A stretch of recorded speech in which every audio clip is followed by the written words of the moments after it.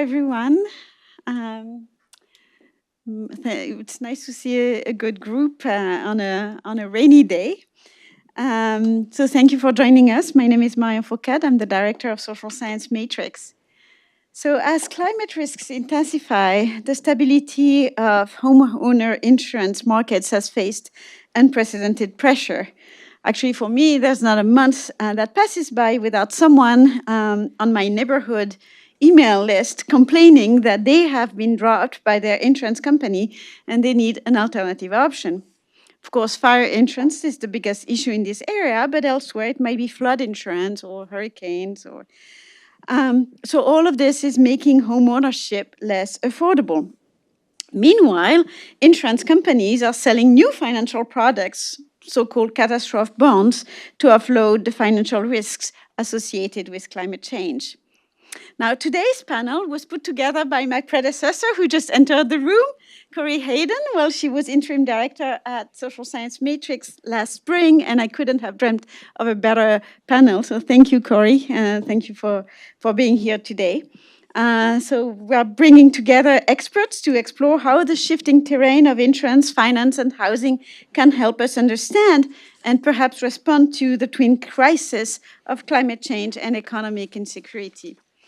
Now, note that today's event is co-sponsored by the UC Berkeley Departments of City and Regional Planning, Geography, and Political Science, and also by the Berkeley Economy and Society Initiative.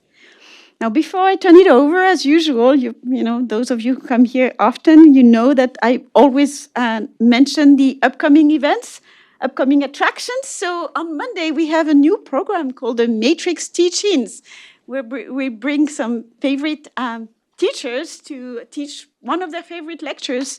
And so I hope that you will come. It's a very interesting lecture on exploring Oakland through community-engaged scholarship. And then our last two events of the semester will happen after Thanksgiving. Maximilian Casey, PhD in economics from here and professor at Oxford, will talk about these books called The Means of Prediction. And Alexis Madrigal will be our Matrix lecturer, known to many of you through KQED Forum and so on. He will give a lecture on To Know a Place, also, I believe, on Oakland. Now, let me introduce our moderator. Meg Mills-Novoa is an assistant professor with a joint appointment to the Division of Society and Environment in the Department of ESPM. And also in the Energy and Resource Group. Meg is the director of the Climate Futures Lab, a hub for social science research on the impact and equity of climate change responses. As a human environment geographer, her research focuses on climate change adaptation and decarbonization. She uses a mix of quantitative and qualitative methods, from spatial analysis and quantitative surveys to archival research and interviews. She collaborates closely with communities and practitioners to improve the design, implementation, and outcomes of adaptation and energy transition initiatives that promote inclusion and equity. Regionally, Meg is working with communities across the arid Americas, including the Andes in Ecuador and the Great Basin in the US. So without further ado, I leave it to Meg. And thank you all for being here. Thanks for that kind introduction, Marianne. It's so nice to be here with all of you on a rainy day, and the sun's coming out, so good signs ahead. As Marianne foregrounded, we're living in a time of intersecting crises. On one hand, we have a crisis in housing affordability, burdening both homeowners and renters with high costs and pushing many into marginal and risky housing and some out of housing altogether. Sorry about this. Back on track. And on the other hand, we have an escalating climate crisis, causing many households to face not one climate risk, but multiple compounding climatic risks simultaneously. And homeowners insurance lies at the intersection of these crises.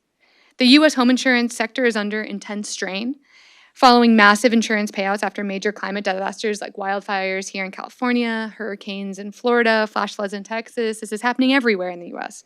and beyond. And in response to these disasters, many private insurers are raising premiums, they're canceling policies, or they're leaving markets altogether, such as what Allstate and State Farm announced where they would write no new insurance policies in California in 2023. So in the wake of the withdrawal of private insurance, risk is being transferred onto homeowners who are un or underinsured, or onto the state, who's absorbing high-risk policies as part of fair access to insurance requirements or FAIR plans, transferring risk to the public. And often in discussions on homeowners insurance, we largely focus on the homeowner.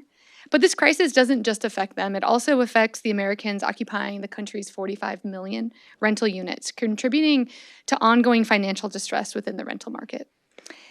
Just as an example of this, between January of 2023 and January of 2024, insurance on multifamily housing went up an average of 27.7% nationally, with the largest increases in the Southeast United States. And these costs are being passed on to renters, compounding the larger affordability crisis. And this crisis affects many, but not everyone equally. Insurance is regulated by states, so there's a hodgepodge of regulatory environments, which we'll hear much more about today. Climate risks also depend on where you live. And also low-income, often marginalized and racialized populations are facing discrimination in housing generally, and also in rate setting specifically, often receiving poorer quality coverage at higher costs. So the U.S. home insurance crisis is not just going to go away, and there's not a simple solution. But today, our three panelists are going to help us contextualize this crisis, understand its impacts, and also weigh its proposed solutions. So I'm really glad that you could be here with us today. And we're really fortunate to have three just fantastic thinkers with us. First, we have Dave Jones, the director of the Climate Risk Initiative at UC Berkeley Center for Law, Energy, and the Environment. He was senior director for environmental risk at the Nature Conservancy from January 2019 to June 2021, and a distinguished fellow with the Climate Works Foundation. Dave Jones served 2 terms as California's insurance commissioner from 2011 to 2018. He led the Department of Insurance and was responsible for regulating the largest insurance market in the United States. Jones pioneered insurance regulatory best practices regarding climate risk, including requiring insurers to disclose fossil fuel investments, asking insurers to divest from coal investment, implementing climate risk scenario analysis on insurer investment portfolios, and serving as founding chair of the International Consortium of Insurance Regulators focused on climate risk, the Sustainable Insurance Forum. Jones has testified before Congress, state legislatures, and the G20 Financial Stability Board, and numerous regulatory agencies about the need for financial regulators to address climate change and the risks it poses to the financial system. Jones has degrees from DePaul University and Harvard University, where he has a JD and Master's of Public Policy. We have Desiree Fields, who's an associate professor of geography here at Cal, where she is also a faculty associate with the Global Metropolitan Studies and Berkeley Economy and Society Initiative. She also co-leads an interdisciplinary research group concerned with digital transformations in global land, housing, and property. She's a critical economic geographer and urban scholar. Her research, teaching, and public scholarship investigate property, finance, and technology with a focus on how they reproduce social and spatial hierarchies in the United States. At its core, her work is about how these processes of economic and technological change unevenly restructure urban space and the social relations of land and housing. She's also my Friday morning writing buddy, so really excited we can collaborate in this way too. Stephen Collier is a professor of city and regional planning at UC Berkeley. His work addresses a range of topics, including climate resilience and adaptation, emergency preparedness and emergency management, neoliberal reform, infrastructure, and urban social welfare. He's the author of Post-Soviet Social, which came out with Princeton in 2011, and with Andrew Lakoff, The Government of Emergency, which also came out with Princeton in 2021. His current work addresses fire risk, insurance, and urban adaptation in California, the topic of 2 articles currently under review, Insurance and the Rationalization of Disaster Policy, and Disorderly Urban Adaptation to Climate Change. His previous publications on insurance include Enacting Catastrophe in Economy and Society, Neoliberalism and Natural Disaster in the Journal of Cultural Economy, Climate Change and Insurance in Economy and Society, Governing Urban Resilience with Economy and Society, and The Disaster Contradiction of Contemporary Capitalism in Geoform. So for all of those getting ready for the qualifying exam, this is a great list for you. So just in terms of what we're going to be doing together over the next set of minutes before 5:15 is each of our esteemed speakers is going to spend about 10 minutes really kind of setting the scene for the discussion in terms of how their work what that has taught them about the insurance crisis. And then we're going to transition to a couple of questions that I prepared for the panelists to discuss among themselves. And then we're going to open it up to the audience before bringing it up for a final closing question. And with no further ado, join me in welcoming Dave Jones. Well, thank you for that very kind introduction. Is this live? Okay, terrific. I come bearing bad news. And insurance crisis that we're experiencing here in California and across the United States and globally is really the canary in the coal mine for the climate crisis, and the canary is dying. Just to set the stage a little bit, last year, globally, insurance companies had $137 billion in insured natural catastrophe losses, excluding earthquake. That turns out to be 29% higher than the rolling 10-year average. In the United States, the insured natural catastrophe losses last year, depending on your data source, were about $112 billion. Also exceeding the rolling 10-year average of insured nat cat losses substantially. So what's going on? Global temperature rise is causing more extreme and severe weather-related events, which are landing as more severe and frequent wildfires, droughts, coastal floods, river floods, tornadoes, hurricanes, extreme heat. That's a partial list. So climate change is making all of these perils worse, and it's killing more of us, injuring more of us, damaging more property, and consequently causing insurance companies to have to pay out ever larger amounts. Climate change is also taking things that didn't used to be quite so much a problem and making them worse. If you had asked insurance professionals 10 years ago, were they concerned about severe convective storms, they would have looked at you blankly. Last year, severe convective storms accounted for roughly 40% of the global insured nat cat losses. So what is this? This is temperatures rising, more water vapor staying in the atmosphere, climate patterns changing, large atmospheric rivers sitting over geographies, and heavy rain coming down. In the United States, although that's causing flooding, the flooding part isn't what's causing the insurance company losses, because remember, the private insurers in this country got out of providing flood coverage in the 60s, so the federal government created the National Flood Insurance Program. But it's simply the wind coupled with heavy rain causing damages to home that are driving these substantial losses. And the trends are all in the wrong direction. As you know, sadly, we're not bending the curve with regard to global emissions fast enough, and so global temperatures are going to continue to rise, and we're going to see more of these extreme severe weather-related events landing in various levels of acuity across the United States and globally, and causing more and more payouts for insurance companies. Now, it's also true that the insurance companies' losses are also being driven by our propensity for putting more people and businesses in harm's way, and I think we're going to hear from our other esteemed panelists about that aspect of this crisis. But it is the case that we continue to allow a substantial amount of real estate development in the various areas where these disasters are falling most acutely.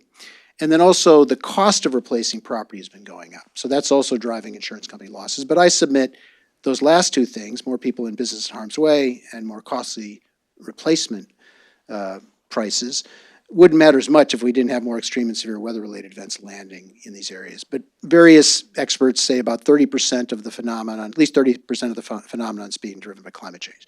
So as Meg alluded to, what are insurers doing? They're doing two things. They're raising price and they're writing less insurance. And that's happening to varying degrees across the United States. It's not just California, not just Louisiana, Florida, but in the Midwest where severe convective storms are landing, in the New England area where you're starting to see wildfires occurring, really throughout the United States in different levels of acuity. So then the question becomes, what do we do about that? And I don't believe that there's a magic insurance wand, policy wand you can wave, or a magic insurance regulatory dial you can turn to solve this crisis. Fundamentally, what we need to do is to transition away from fossil fuels and other major greenhouse gas emitting sectors and industries, reduce emissions, and bend the curve with regard to global temperature rise. If we don't do that, then while there are some short and midterm policies I'm going to tick through very quickly in the 5 minutes remaining to me, and I'm sure we'll have a chance to discuss these in greater length, that there are some policies that can help in the short and midterm. Ultimately, they're going to be outrun by the growth in risk that's occurring as a result of continued global temperature rise. But what are some of the short and midterm things we can do? Well, what Florida's decided to do is deregulate the insurance market entirely. Their theory is that if they stopped regulating, insurers would then write more insurance. And so what that's resulted in Florida is rates 4 times the national average. It's also resulted in less adequately capitalized insurance companies writing in Florida. It's resulted in most national carriers not writing in Florida. And there's a long list of ways in which Florida has worked to reduce costs and to deregulate their market. But even so, there's been some recent uptick in Florida, local Florida companies beginning to write insurance in Florida. We're just one hurricane away from that market collapsing again. California's taken a different regulatory approach. They've continued to regulate rates and regulate the financial condition of insurers with some modification. Just last year, they adjusted the rules to allow catastrophe models to be used for rate setting. They allow reinsurance costs in rate setting. But here too, well, that might help in the shorter midterm get more insurance written in California, which, by the way, is still an open question. There was a New York Times investigative report that was published just the other week that found that, notwithstanding the deal that my successor cut with the insurance industry in this regard, non-renewals continue to climb, and there's a bunch of loopholes in the provisions that required insurers to write more insurance in the high wildfire risk areas. So it's still an open question how much additional insurance will get written. But even if more insurance does get written in California because of these changes, again, ultimately, it's going to be overwhelmed by the rise in background risk. So I think the policies that we should focus on are ones that actually are directed at the root cause of the problem, right? So certainly all of the panoply of policies around trying to reduce emissions, transition to cleaner sources of energy, et cetera, et cetera. But in the insurance context, it may surprise you to learn that U.S. insurers have over $500 billion invested in the oil and gas industry, which raises an interesting question. Why is the insurance industry investing in the industry whose emissions are the major driver of the climate change that's causing an existential crisis for the insurance industry? And why are the insurers allowed to keep investing in those industries? And I submit to you they shouldn't be allowed to do so, and that states ought to enact legislation requiring insurers to transition from their investments in fossil fuels as well as transition from their writing of insurance for fossil fuels as a way of contributing to the transition. Insurers also have an opportunity to invest in new technologies that are aligned with and that support the transition, so there's an opportunity for them to play a role there too. It also turns out that every insurance policy written in the United States and globally has what's called a right of subrogation attached to the contract. And this right also exists in common law and statutory law in all the states in the United States, as well as many national jurisdictions globally. What the heck is subrogation? It's a fancy word for the insurance company gets to stand in the shoes of their policyholder and bring lawsuits against third parties whose action or inactions cause damage to the policyholder that then cause the insurance company to have to pay out. The most notorious example of this is when the insurers sued PG&E for starting the Camp Fire, which killed 86 people, destroyed 16,000 structures, caused about $12 billion in insured losses. And the insurers exercised their right of subrogation, standing in the shoes of their policyholders, to sue PG&E to hold PG&E accountable for starting that fire. So, given that insurers have a right of subrogation, and they could be bringing subrogation claims against the oil and gas majors for their emissions contribution to the very climatic events that are causing insurance company losses, do you think any insurance company has done that? Well, if your answer was no, you'd be correct. So there are things, though, that states can do to nudge, push, and even require insurance companies to bring subrogation claims. And I've been socializing this idea for the last year. The New York Times was kind enough to publish an op-ed shortly after the LA wildfires, the title of which was, "Who Should Pay for the LA Wildfires?" And my answer was, well, in part, it ought to be the oil and gas industry. So those are some of the policies that could be, and there are others that could be directed at insurance companies to help further the transition and actually hold more accountable at least one of the major sectoral emitters. There's also another issue, which I'm sure we'll get into as well, which is that there's a tremendous amount of very important investment in adaptation and resilience. And so in the wildfire context in California, this is home hardening and defensible space. It's also community fuel reduction efforts, and it's landscape scale management of forests using prescribed fire and thinning, mimicking the way that nature used to manage our western forests, where fire was a routine part of the ecology. It would burn through.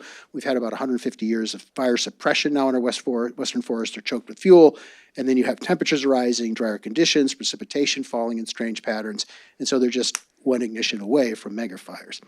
However, groups like the Nature Conservancy and others, including the state of California, have been spending a lot of effort in deploying management in the forest to reduce wildfire risk, including the state of California, which has appropriated $4 billion for this activity. HOAs, cities, counties are taxing themselves to do forest management, et cetera, et cetera. So these things demonstrably reduce risk: home hardening, defensible space, forest treatment. But with the exception of maybe one or two insurance companies in this state, none of the companies are taking that adaptation and resilience into account in the models that they use both for pricing and for underwriting. So that's something that could be changed as well. States could enact laws that require the insurers to account for investments in adaptation and resilience in the models they use to decide whether to write and renew insurance and how to price it. And in fact, I work with some advocates to pass a law like that in Colorado. House Bill 1182 passed just this year, first in the nation, that requires insurers in Colorado, as they use these models to decide who to write insurance for and how to price it, that the models have to account for adaptation and resilience at the property, community, and landscape scale measure. So, well, I continue to hope, and we can talk about it later because my time is done, that we can convince the insurers voluntarily to take up adaptation and resilience. And I've done some work in that regard, placing an insurance product in the forest that actually accounts for forest treatment. At a certain point, I think we have to say enough's enough. We can't keep waiting, and we can require that the insurers account for these things as well, and that's what Colorado's done. So we're going to get into a deeper dive, but thanks for the opportunity to do a rocket docket blitz through insurance. This is the part where most people, want to roll their eyes back into the fronts of their head, but appreciate your kind attention. Thanks. Okay, hi folks. Thanks for the invitation to be part of this discussion. Put this up a little bit. I don't work on insurance, so I feel like a bit of an interloper here. But I've already learned a lot from Dave. I feel slightly more terrified now than I did before you shared your comments. And as a new homeowner whose insurance premium went up by 65% from last year, I also have a personal stake in this discussion. So most of my work has focused on the dynamics of housing financialization. And from that perspective, I have a few points that I think are important to make about financialization and kind of assetization and housing inequality, and then just a couple of points about how I think this intersects with the insurance crisis. And so the first thing I'd like to emphasize is the subjective hold of the ideology of property over America, and how the shift toward asset-based welfare has sort of reinforced the hold of property. There's obviously a really long history to the narrative of the property-owning democracy in the U.S., going all the way back to Thomas Jefferson and his vision of like smallholder farmers as hardworking, self-sufficient, morally upright. And similarly, homeownership has long been seen as a way of creating self-reliant and virtuous citizens whose material stake in society solidifies their support for national values, and especially for capitalism. The racial politics of property are also important here. Property ownership is sort of tacitly understood as an entitlement of whiteness that preserves the benefits of entrenched racial power, and the American dream is, of course, inseparable from the Homestead Act and ideas of citizenship and belonging. These racial politics have always made access to the benefits of ownership of landed property sort of contingent and incomplete. But even while excluding millions, beginning in the mid-20th century, the state also enabled a large-scale expansion of single-family ownership, largely through kind of intervening in the mortgage market. And so this reality, I think, is really important for how it connects to the agenda for asset-based welfare, in which individuals are envisioned as being able to provide for their own welfare needs by investing in assets. Usually that's real estate, and then kind of banking on the idea that their prices will rise over time.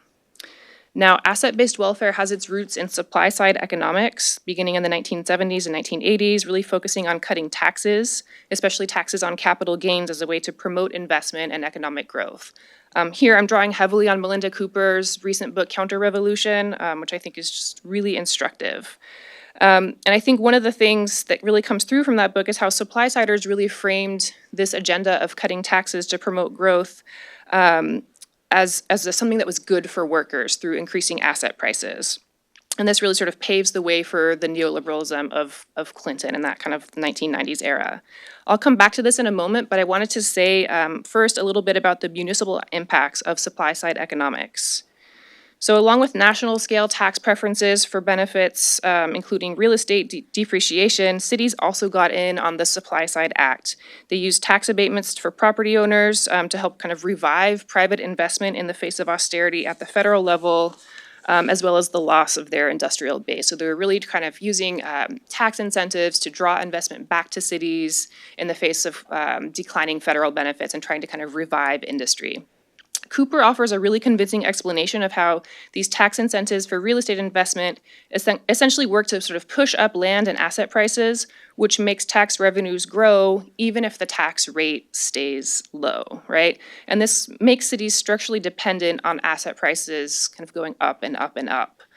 Of course, this regime of asset price inflation makes housing less and less affordable for regular people, both owners and renters, but it also means municipal governments are less and less able to resolve the housing crisis because they can't acquire land or housing or build housing at market rates, but rising property values are also their key source of tax revenue, so they're kind of like stuck in this loop of asset price inflation. And even adding new supply can't on its own really help us here, right? Because as long as housing is a financial asset, adding supply just increases the pool of assets for investors. And by the way, pension funds, including our own, are really a huge source of appetite for these real estate assets and just an incredibly consequential driving force of financialization over the past several decades. So in tandem with this move towards supply-side economics, the long-term retrenchment of the welfare state, started by Reagan, really continued by Clinton, shrank and conditionalized the social wage at the same time as real wages largely stagnated or declined and pensions offered by private employers dropped off. And these processes really fundamentally changed our relationship to risk, to debt, and investment. So today, exposure to financial risk is really just widely understood as a requirement for present stability and stability into the future. And we have embraced asset accumulation as a way to protect against the precarity that we all experience under neoliberalism. So the notion that assets are the optimal way to achieve financial freedom and to safeguard against income shocks really operates as a kind of regime of truth that is normalized in our everyday lives. And so this idea is the foundation of asset-based welfare, which is embodied in Bill Clinton's nearly simultaneous rollback of welfare benefits and rollout of a national homeownership strategy, which sought to increase homeownership amongst low and moderate income Americans and minority Americans.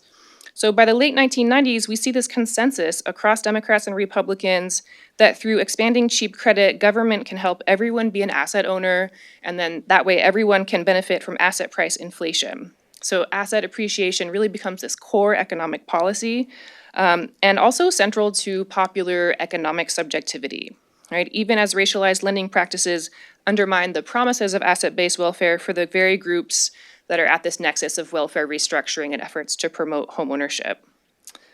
Okay, so I know this all sounds very far from insurance, but I think I'm going to try to bring it back. And so here I'll say two things.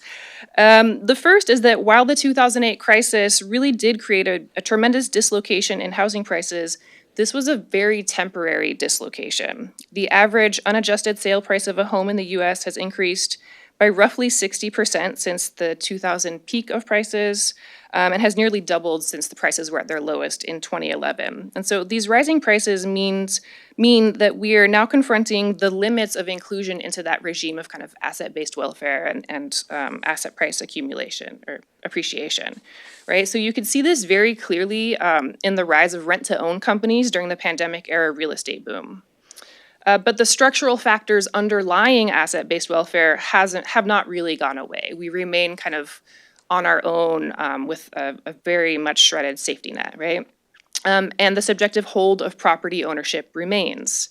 And this manifests in different ways. So some people overextend themselves to buy in high-cost areas. Hi, that's me. Or move out to the edges of the region. So people who move out to Brentwood, Antioch, Oakley, Stockton, et cetera. Others continue to rent in expensive markets, but invest in real estate in more affordable, often climate-vulnerable places like the Sun Belt. Still others relocate from high-cost coastal real estate markets to become homeowners in these places. Meanwhile, wildfires, hurricanes, floods have all intensified in frequency and severity, and with that comes increasingly high insurance costs. And so the climate crisis means that while the US homeownership rate is around 65%, so roughly 2/3 of the country own their own homes, our most valuable asset and our largest source of collateral is both increasingly materially vulnerable to the impacts of climate change and increasingly unsustainable to insure. And so here the risk is both to individual homeowners and their current and future asset-based welfare, and also to the municipalities that rely heavily on property tax for revenues as ownership becomes less and less sustainable for people. The second point I want to make draws from the work of Mark Collier and colleagues who work on this really interesting idea called real property supremacy. So this work argues that climate finance in the US is structurally biased in favor of shoring up the value of conventional single-family homes and homeowners, while excluding or exploiting owners of manufactured homes and also renters in multifamily dwellings. So for example, infrastructural responses like seawalls are much more likely to be afforded to communities with higher property values, while managed retreat programs are more likely to be promoted in lower income communities. Whereas owners of single-family homes can draw on their home value to make climate-proofing improvements to their property, owners of mobile or manufactured homes, who are usually kind of locked out of mainstream housing finance, are much more vulnerable to predatory finance if they want to weatherize or climate-proof their property. And renters in multifamily housing often wind up bearing the cost of climate retrofitting in the form of increased rent and utility costs, as well as the higher insurance rates that landlords are paying. And even when those climate proofing interventions can increase property values and net operating income for property owners. And so to end, I just want to underline that the insurance crisis and climate finance more broadly is really entangled with these deep currents of property relations and social and economic policy in the US. Dave argues we wouldn't be facing this crisis today if we could reduce emissions and kind of bend the arc of rising temperatures. I argue we wouldn't be facing this crisis today if property ownership didn't operate as a key form of privatized social welfare, and if our system of property relations were not organized around structural hierarchy. Thank you. Okay, thanks, Dave and Desiree and Meg and everyone. Okay, great. So I'm, in comparison to these first two talks, going to take a very low-flying approach to this topic in connection with some work that I've been doing recently that relates to insurance and climate adaptation in cities. So maybe this will give a different kind of grounding, but maybe also connect to some of these bigger topics. So a central preoccupation for people who think about urban climate adaptation is that it's really hard to get people to take action on climate change when it involves significant shifts in land use, changes to the built environment, and expensive investments in infrastructure. And this is true for a couple different reasons. On the one hand, there's a kind of presentism in both individual and collective action. We tend to discount things that are cognitively distant. On the other hand, adaptive change often presents costs, and these can be monetary costs. You have to pay to invest in a seawall. You have to pay to harden your house. They could also be non-monetary. The seawall blocks your view of the water. It changes the landscape around your house. You're attached to your tree and your bougainvillea, et cetera. And against this background, one of the things that's really interesting about insurance, and one of the reasons that I've been studying it from this perspective, is that it can really reframe choices about adaptive change. And it does so by financializing disaster in a sense that's a bit different from what Desiree was talking about. And it's a sense that I'd borrow from the sociologists Fabian Muniesa and Liliana Doganova, who understand financialization as a process through which objects are constituted as prone to generating future returns or losses, which is a maybe mysterious formulation, but let me try to explain it by referring to insurance. So if we think about insurance, it financializes disaster in the sense that it brings a sort of uncertain future value of investments in adaptation into the present. So for example, an investment in a seawall that may pay off because at some future date there's some kind of event that it prevents, a flood that it prevents, can also produce very concrete and tangible returns in the present for individuals who have better access to insurance or access to cheap insurance. So it's from this perspective that we can understand why insurance is actually driving a significant amount of urban adaptation today. But there are different ways that this can happen, and I think there are quite important stakes of these differences. And I want to illustrate this point by referring to two cities in California in which I've done some work.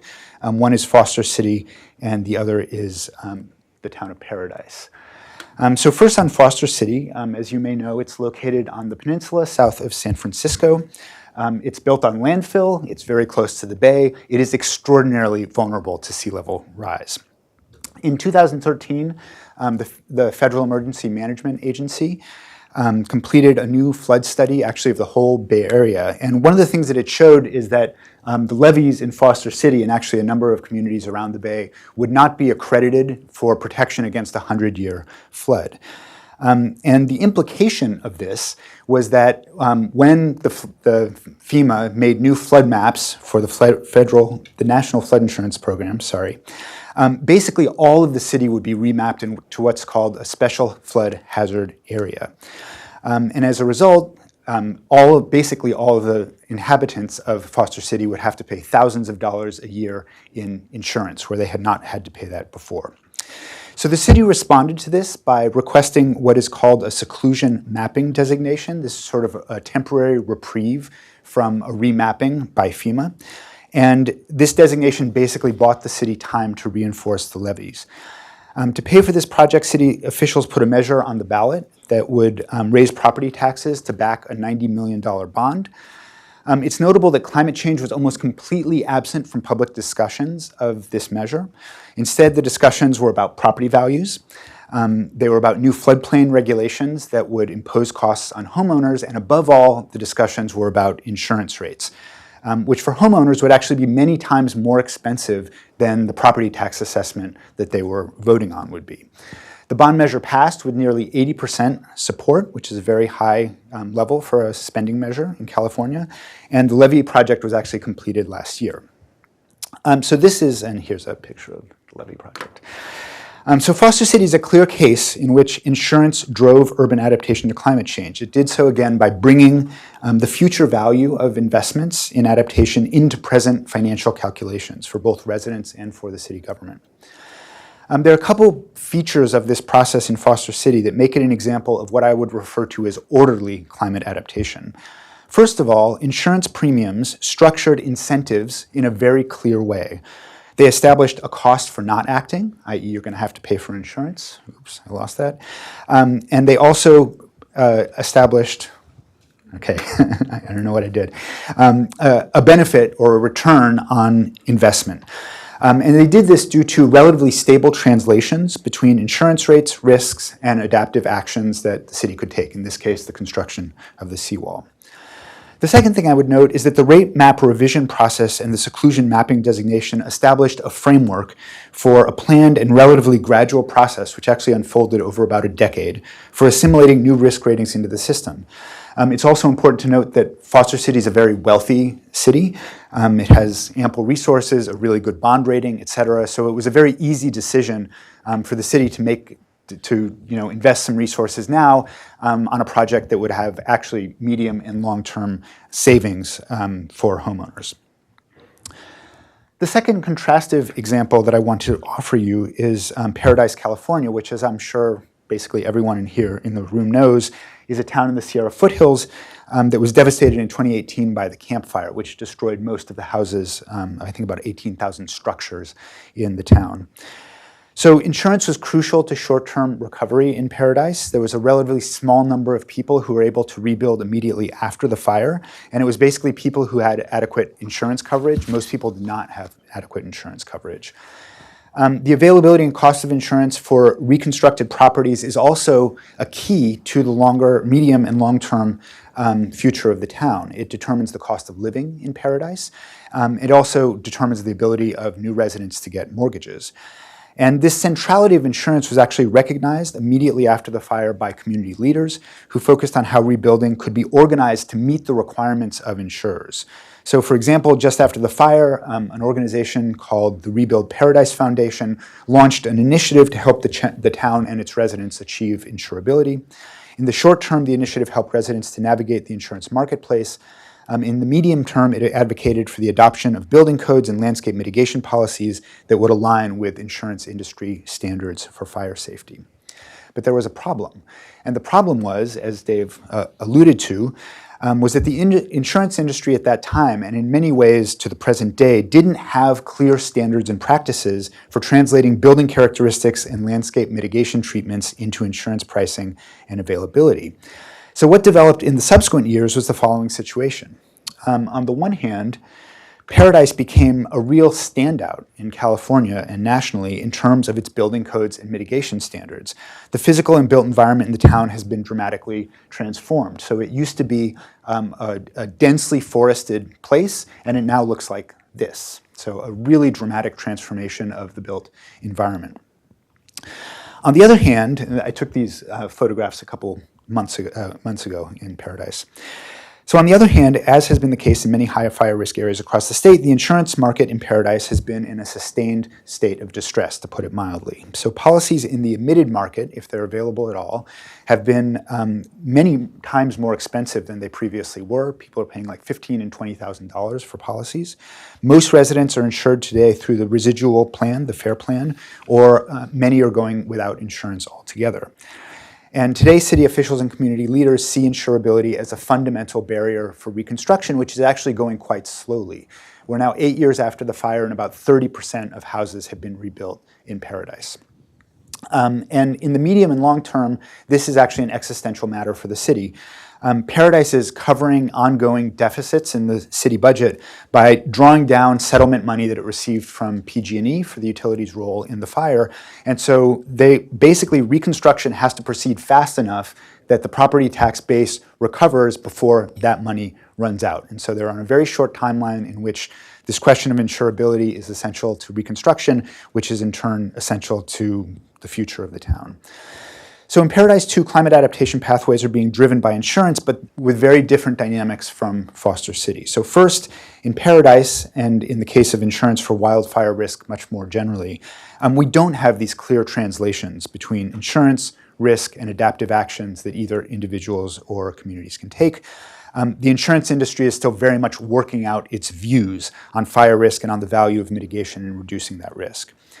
Second, in the case of Paradise, there was no well-structured and deliberate process for assimilating changes in risk assessment or asset valuations. Instead, we see these very sharp shifts that followed the fire, but also the breakdown in the California admitted insurance market that have produced what I would refer to as a disorderly process of climate adaptation. This is a process that unfolded first through the wildfire itself and then through the meltdown in the admitted market for homeowners insurance. And it's had some serious consequences.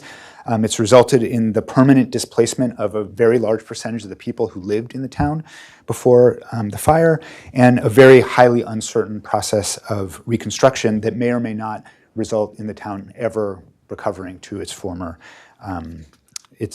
size.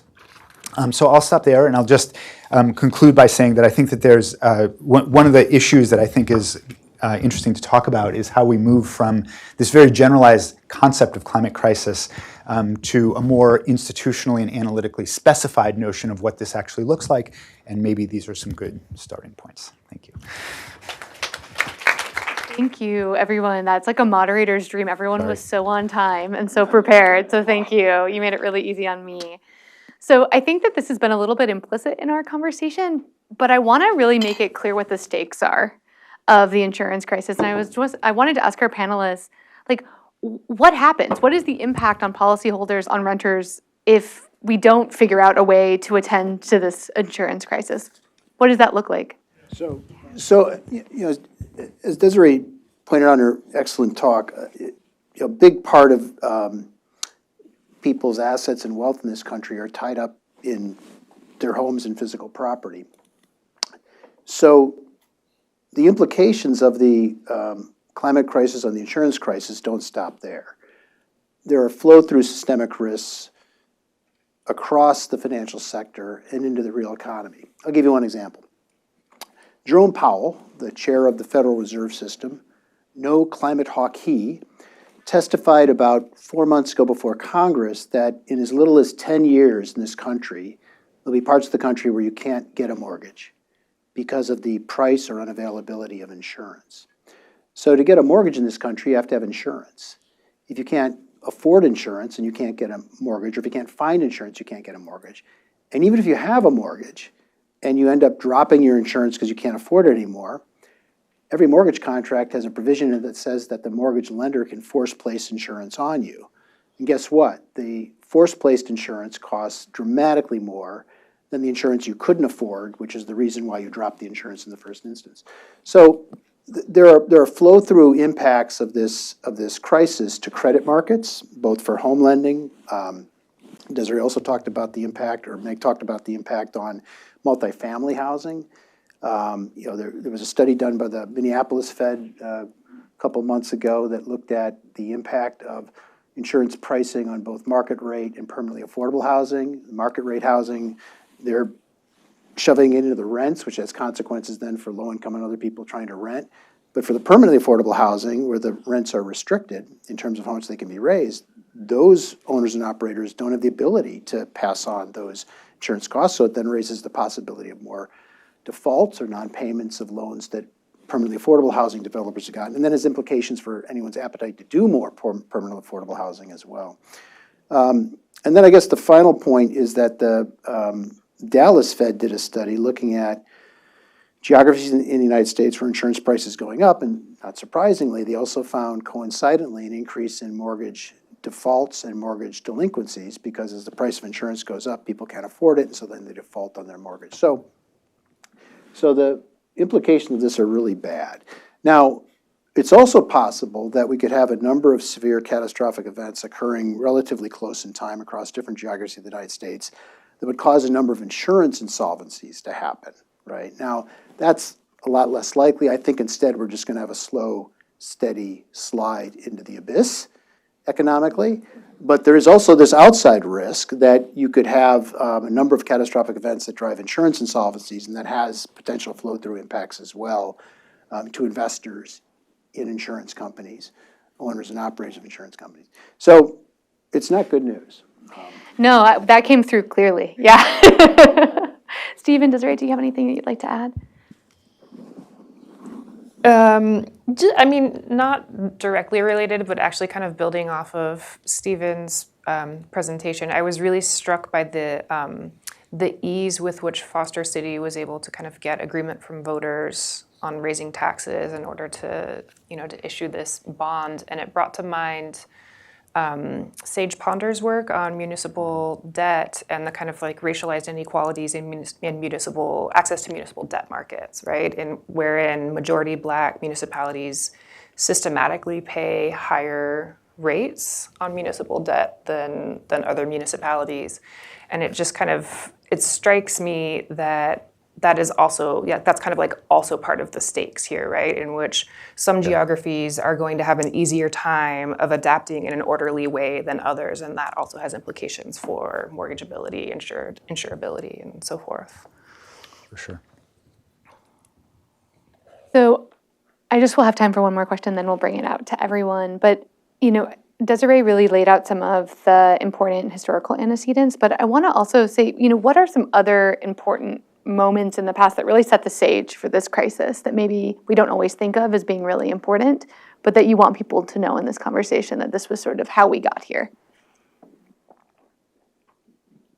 I mean, one thing to say in the California context is that obviously, and this is something that Desiree was alluding to, is that we've had this process over the entire post-war period, basically, of driving housing into high-risk areas, coupled with an insurance regime that was sort of underwriting that development in a certain way. And I guess Dave, has more direct experience with, exactly the attitude about fire risk that was taken, both by insurers in the state, prior to 2017, and by regulators. But I think that we're now having to sort of grapple with that legacy of sort of underplaying the significance of the risk accumulation process that was going on through that process of development.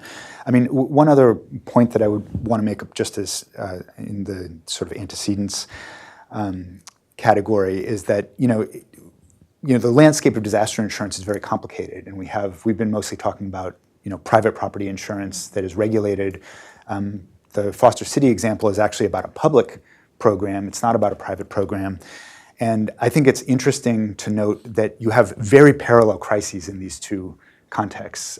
In both cases, you have a fundamental tension between the norms of affordability and availability. Like you're trying to keep it affordable, but you're also trying to make it available. And with climate impacts, making those things go together is getting increasingly difficult. And so I think that we really have to think about this not just in terms of this is what happens with private insurance, but a more fundamental set of contradictions in the way that we're managing risk in the context of climate change. But what's super interesting about those two examples, and the point you make about the Foster City example really being driven by a public insurance program, the National Flood Insurance Program in particular, is that the National Flood Insurance Program has provisions in it that actually provide that if a community does things to reduce community-wide risk of flooding, Right. they can get a better rate for their policyholders. Or if they do the kind of things that Foster City's doing, which is to reduce the level of floods sufficiently below, what's the standard now, 1 in 100 years, I guess, that then there's not a requirement that everyone have national flood insurance policies. So what I take away from that is that versus Paradise, where the community is trying to make it self-insurable, but the insurers have not yet responded to insurability largely, is that it's going to require public intervention, right? Yeah. We can't wait for the insurance industry to voluntarily decide that it actually is going to take adaptation and resilience into account. You would think they would have an economic incentive to do so, but really they don't, because at this point where we are is it's not a market share game any longer. It's a reduce my insurance to the people that will never make a claim, take that money and invest it and make money on the investment side, and avoid expanding coverage to people that might actually make a claim. And so I don't think, as much as I've worked on trying to get the insurance industry to voluntarily take up adaptation and resilience, they're going to get there.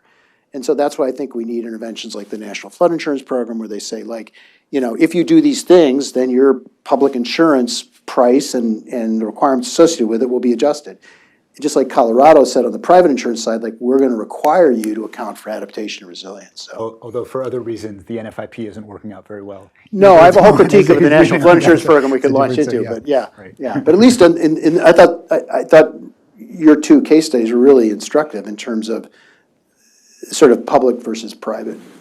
Closing. So I just want to thank everyone for being here, and to Dave, Stephen, and Desiree for their wonderful comments. Thank you.